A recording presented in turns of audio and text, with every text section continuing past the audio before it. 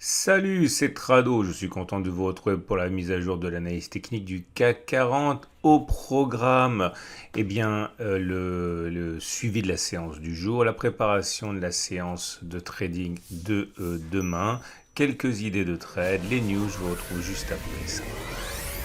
Et oui, 0,10%, CAC 40 morne pleine, pas grand-chose à dire aujourd'hui. Les mauvaises nouvelles n'ont pas été marquantes, bien au contraire, hein.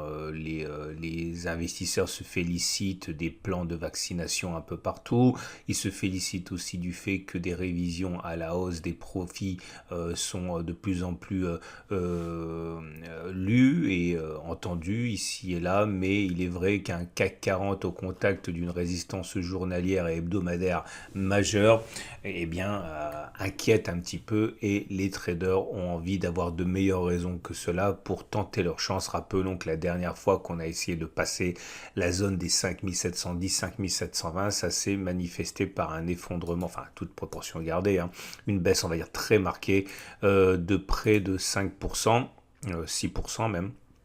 Et donc du coup forcément cela interpelle les acheteurs.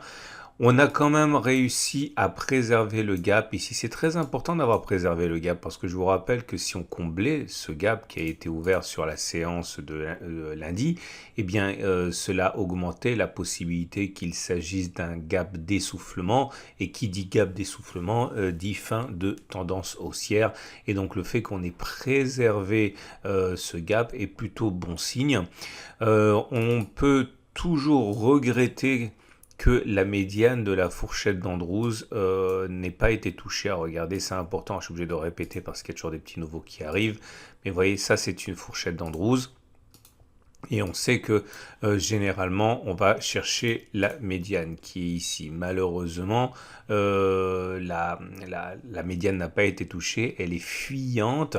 Et chaque jour qui passe à ce rythme-là éloigne la médiane des cours. Et il faut savoir que si on devait sortir de la fourchette d'Andrews sans que l'on en ait eu touché la médiane d'abord, eh bien ce serait pas bon du tout.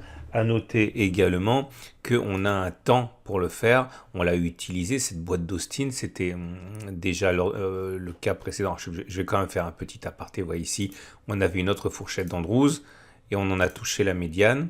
C'est très clair. Ok. Et là, je vous rappelle qu'on a un laps de temps qui correspond à la boîte d'Austin. Alors, vous prenez pour calculer la boîte d'Austin la distance entre le pivot 1 et le pivot 2.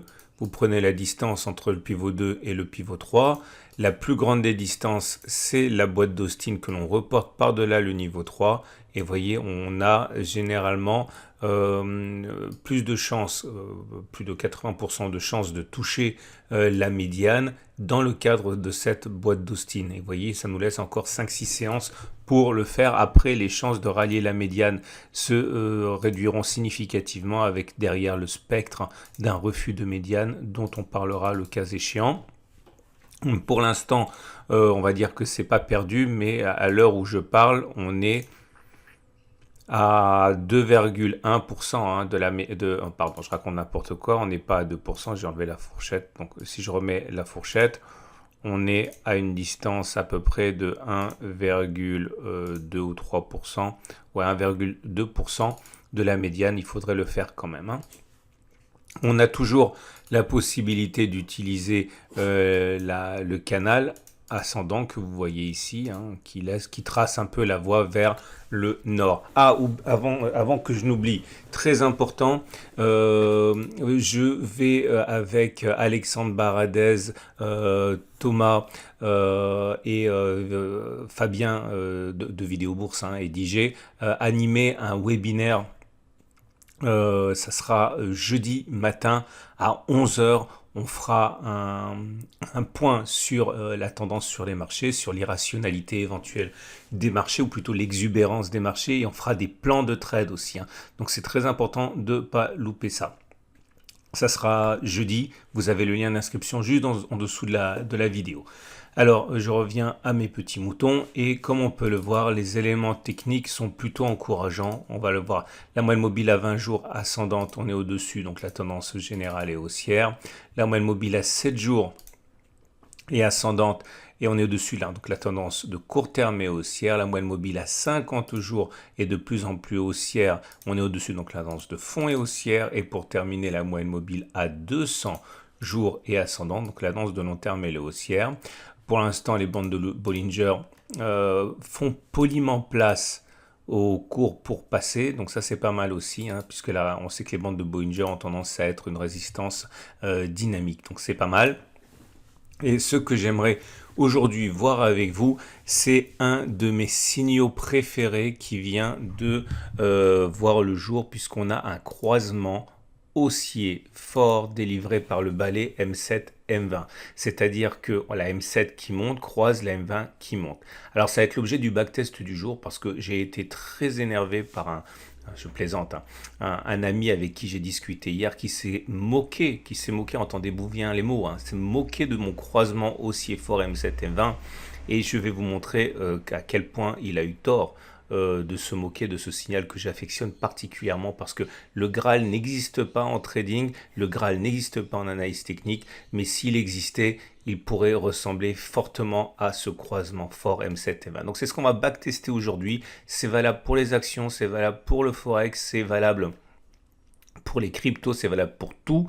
A priori, à charge pour vous quand même de vérifier en backtestant un minimum sur ce sur quoi vous voulez appliquer le signal, parce que vous n'avez quand même pas risqué votre argent sur des choses qui n'ont historiquement pas fonctionné. Donc voilà le backtest du jour. On va faire le pari, on va regarder ce qui se passe quand la M7 qui monte croise la M20 qui monte. Mais attention, clairement ça veut dire que il faut que ça monte au moment du croisement, mais il faut aussi qu'une bougie avant le croisement, comme c'est le cas sur cette bougie-là, la M7 et la M20 soient toutes les deux en train de monter. Donc quand ça apparaît, on a un croisement fort, ok. Donc le signal est très simple, c'est digne d'un bébé, d'un enfant de 8 ans. J'achète lorsque la M7 croise la M20 à la hausse, je vends lorsque la M7 croise la M20 à la baisse. Et c'est parti pour le premier signal. Regardez, il est là. Donc, attendez, j'ai enlevé la moyenne mobile à 200, on n'en a pas besoin et ça prend de la place. Voilà, le signal a été donné sur cette bougie. Là, c'était pas bon, mais vous voyez, la bougie d'avant, la M7 monte et la M20 monte. Sur la bougie suivante, la M7 et la M20 se croisent, donc on achète sur ce moment-là et on sort sur le croisement dans l'autre sens, donc ça fait plus 3,64%. Autre signal, celui-là, c'est un succès aussi, vous voyez. Le croisement a lieu sur cette bougie-ci, on achète, on sort sur cette bougie-là, ça fait 6,55%. J'essaie de vous trouver un échec qui est, ben non, là c'est encore un succès, 1,58, encore un succès 3,77. Ah, voilà le premier échec avec moins 0,11. Alors, on va regarder pourquoi ça n'a pas fonctionné. Donc on a eu le croisement sur le signal sur cette bougie. Ici, on achète en clôture de bougie. Et on sort sur cette bougie-ci, puisque c'est sur cette bougie-ci, là, que la M7 a croisé la M20. Donc, on a perdu 0,11% entre le moment où on a acheté et on a sorti. Donc, maintenant, ça allait plus vite, on déroule. Ah oui, alors là, regardez, par exemple, ça, j'ai encadré parce que c'est dommage, ça aurait pu faire le signal du siècle, ça. Mais en fait, non, parce que regardez, au moment où ça a croisé, là, M7, M20, avant, c'était bon, les deux montaient, mais au moment où on a croisé, eh ben la M20 descendait, donc j'en ai pas tenu compte. Là, moins 3,20, un échec. Là, plus de 26, moins 26, plus de 68, plus 1,39, plus 3,11, plus 6,92, moins 4,74, moins 0,37, plus 1,17, moins 3,80, plus 5,79, moins 3,22, plus 16,73, parce que là, vous chopez les gros signaux souvent. Moins 0,25, plus 0,61, moins 0,64, plus 0,40, plus 0,34, plus 2,90, plus 3,23, plus 2,66, moins 1,94, moins 6,03, et c'en est terminé. On a nos 30 occurrences. Et sur ces 30 occurrences, vous avez 18 succès et 12 échecs, autrement dit un taux de réussite de 60%, mais la moyenne des hausses est de 3,67% et la moyenne des baisses est des 2,33%. Autrement dit, non seulement vous avez un ratio gain-risque qui est supérieur à 1, mais en plus vous avez un taux de réussite qui est supérieur à 50%. Bref, je vous l'ai dit, le Graal n'existe pas en analyse technique, mais on doit reconnaître que s'il existait, ce croisement délivré par le balai M7 M20, il ressemblerait et ça valait bien la peine de perdre un copain. Donc, est-ce que ça veut dire pour autant que vous devez acheter en clôture mardi soir, enfin, vous auriez dû le faire, ou acheter en ouverture mercredi matin? Non, vous ne pouvez pas le faire parce que vous n'avez pas backtesté vous-même. 30%, 30 occurrences, ça ne suffit pas, etc. Mais sachez en tout cas que si vous spéculez à la baisse maintenant, il faut être méfiant parce que statistiquement, vous avez peut-être un meilleur moment pour le faire. J'en oubliais le price action. Alors, on a une bougie qui est mi-figue, mi-raisin. C'est pas très bon parce que la bougie, elle est rouge. Donc, c'est-à-dire que là, on a une pression baissière qui s'est affirmée en cours de séance. Mais en même temps, on a une longue mèche basse qui montre que les plus bas ont été rachetés. On va dire c'est plutôt neutre. Mais quand on regarde le l'Aiki Nashi, eh bien, on voit que ça reste quand même une bougie très haussière avec une petite mèche basse, non, une absence de mèche basse, une petite mèche haute.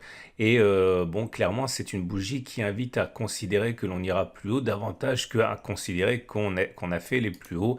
Et toujours le 3-line break ici qui montre que nous avons un nouveau bloc vert. Donc, vous voyez l'efficacité de ce 3-line break. Je vous rappelle que si vous allez sur le site de la Tradosaur Trading Academy, là où je mets mes podcasts et mes tutoriels les plus importants, vous trouverez les tutoriels pour voir le 3-line break et l'Aiki Nashi. Donc, vous tapez Tradosaur Trading Academy dans votre moteur de recherche, vous allez y arriver tout de suite. Au niveau des autres éléments techniques, il n'y a pas grand-chose à dire. Ça reste quand même plutôt très bon avec pas de nouveau signal haussier, hein, mais voilà, le shaft trend cycle il est positif, le somme oscillateur il est positif, le CC en zone de surachat, le stochastique aussi, le MACD 0 au-dessus de son signal, le MACD au-dessus de son signal. Ah ouais, pour que ça soit valable, il faut que je mette quand même en chandelier japonais, sinon ça marche pas. Et voilà. Et donc tout est au clair, hein. Il y a pas de doute par rapport à ça. Même l'OBV qui associe les progressions avec les volumes ne montre aucune divergence baissière. On fait des hauts sur les cours, on fait des hauts sur l'OBV. C'est-à-dire que les volumes ne contredisent pas finalement, hein. Donc moi je regarde pas trop les volumes, mais je regarde l'OBV pour être alerté. Et ça nous amène directement à l'Ishimoku. Et l'Ishimoku nous dit que c'est pré-haussier, mais c'est pas encore haussier, puisque comme on peut le voir, nous sommes toujours au-dessus du nuage, au-dessus de la Tenkan, au-dessus de la Kijun, mais le nuage est plat, la Kijun est plate, la Tenkan est plate. Bon, il faudrait que tout ça, ça remonte, que la Tenkan passe au-dessus de la Kijun et on serait en tendance haussière. Pour l'instant, c'est pas encore le cas et on termine avec les trades du jour. Alors, les trades du jour, si vous êtes haussier, ok, si vous êtes haussier, eh bien, vous avez la possibilité d'utiliser ce qu'on a on a backtesté aujourd'hui, c'est-à-dire le croisement M7 M20. Il n'y a pas plus bête que ça, hein. Vous achetez dès demain, vous vendez quand la M7 croise la M20 à la baisse. Maintenant, je ne recommande pas de le faire. Ce n'est pas un conseil, je suis pas un site de conseil. Ok, je vous donne des outils à vous de backtester et si vous trouvez que c'est bien et suffisamment bien pour vous, faites-le, mais je ne recommande absolument rien. D'ailleurs, vous pouvez tout à fait spéculer à la baisse, hein, puisque vous êtes au pied d'une résistance. Pourquoi pas ne pas mettre un stop au-dessus de la résistance journalière, mettons à 0,7%, en visant un retour sur le gap? Non, ça ne serait pas assez. Il faut toujours avoir un ratio gain-risque supérieur à 1 quand on démarre. Attendre que ça remonte un petit peu, comme il s'est passé aujourd'hui. Vous voyez, vous attendez que ça s'approche. Vous mettez un stop à 0,5%, visez un comblement du gap. Voilà, à partir de 5703, c'est bon. Ça, c'est pour ceux qui ont des biais baissiers. Quant à moi, dans l'unité de temps que je vous propose, là, je n'aime pas vous proposer des achats au contact d'une résistance, c'est comme ça. C'est pas pour ça que ça marche pas, mais c'est plus risqué.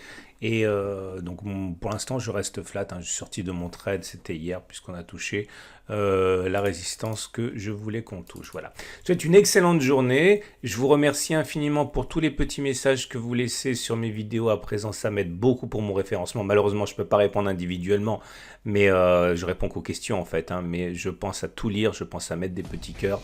Et c'est vraiment du fond du cœur que je vous remercie. À demain pour la mise à jour.